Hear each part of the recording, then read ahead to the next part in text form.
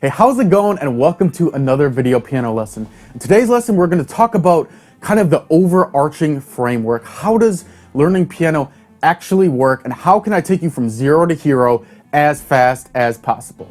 So one of the things I want to kind of explain is learning piano isn't a single skill. It's actually a series of some sub-skills, and when you learn each of those sub-skills really well, they accumulate to being a really great pianist.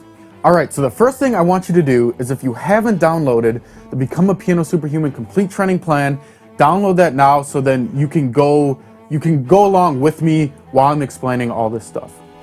Alright, so the three sub-skills you want to learn are the physical aspect of piano, the mental aspect, and the emotional aspect. Now the physical aspect is all about stuff like finger strength, coordination, dexterity, all that kind of stuff, and it's super important. The second aspect is the mental aspect, stuff like playing by ear, learning to sight read, music theory. It's do you actually understand in your mind what's going on with the music?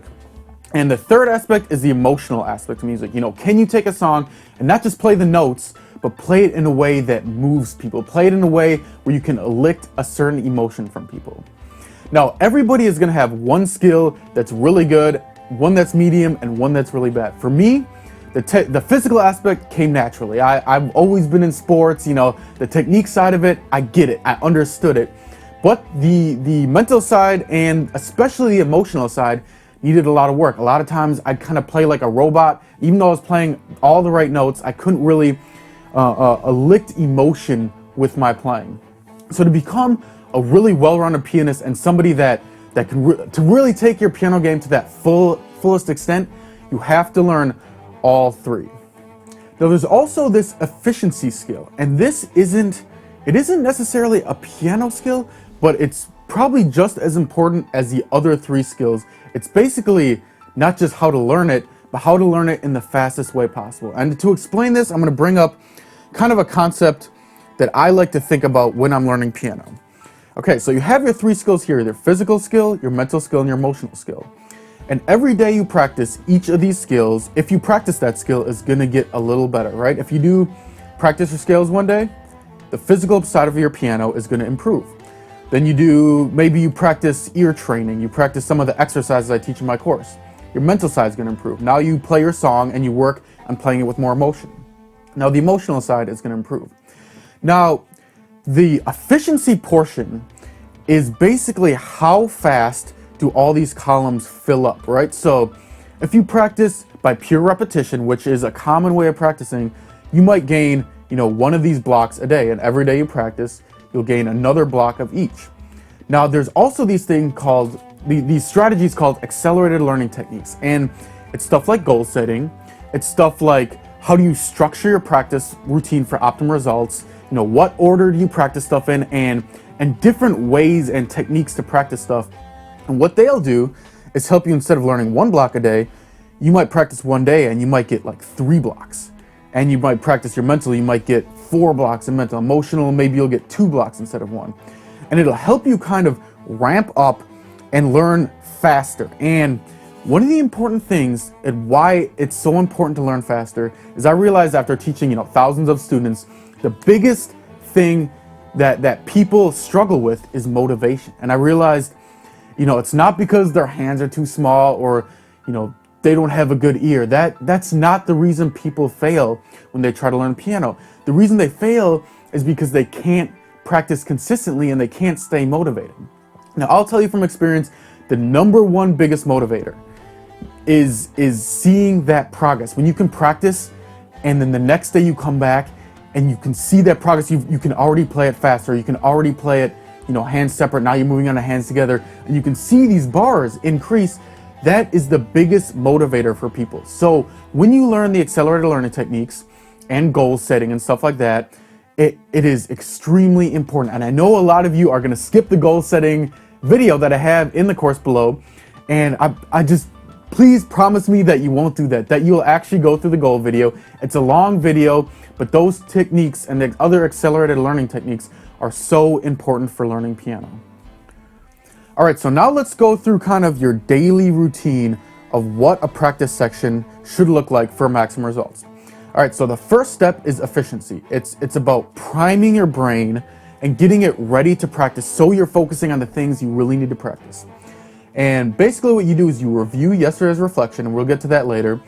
Then you put the 6-step goal setting process I talk about, and it's a goal setting and kind of a planning process that helps you kind of laser focus in the parts on your song that actually need work so you don't waste time. That's the first step. It should take you 1 to 5 minutes. Next step is the technique booster. Now this is it's like a workout plan that'll help you get your technique solid. It's specific drills that laser in on stuff like coordination, finger strength, dexterity, and you do it every single day, like brushing your teeth. I really think this is maybe the most important part of this entire plan. So make sure every day, 5 to 15 minutes going over your technique. Now, the next step is the mental part. Now, you're either going to want to learn ear training or sight reading, and regardless, you're going to have to learn some music theory to go along with it. So every day you want to spend 5 to 15 minutes before you work on your songs going over music theory, ear training, stuff like that. And I'll have more lessons on that type of stuff in the other lessons below.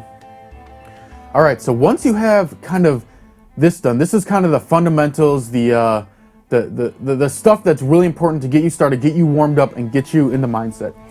The third thing is actually practicing your song. Now, a lot of people make the mistake of they just say, okay, I'm gonna work on my song, and they just, repeat it over and over for half an hour. That's definitely the slowest way of learning. A faster way is you want to laser focus, and this is where the goal setting comes in, and I'll explain this more in the goal setting lesson.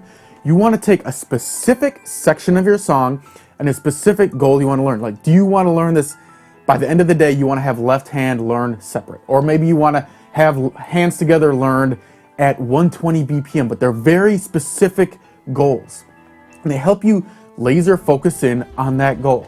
And once you start learning these, and you start putting the emotional side of practicing in, so you'll start to learn how to practice these with emotion, and you take as many of these as you want.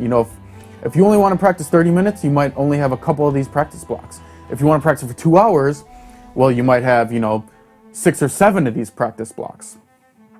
And after that, this is kind of optional, but I love doing it. It's cool down. It's just 1 to 5 minutes of scales. And people that, are in sports understand this to a T. They understand after you've just been going 100%, you want to cool it down. You want to give your fingers a time to kind of gradually bring it back down. So I always do a 1 to 5 minute cool down. And then at the end, just do a 1 to 5 minute reflection of your practicing. How focused were you? What things went well, what things didn't go well. So that way you're always constantly improving your practice routine to make it more and more efficient. So every time you play, you're getting better and better, not only at piano, but you're getting better at how fast you learn piano. All right, so that's all I got for you. Go on to some of these beginner lessons, and once you learn some of those fundamentals, you can go on to more advanced sections of this course. Happy practicing, and peace out.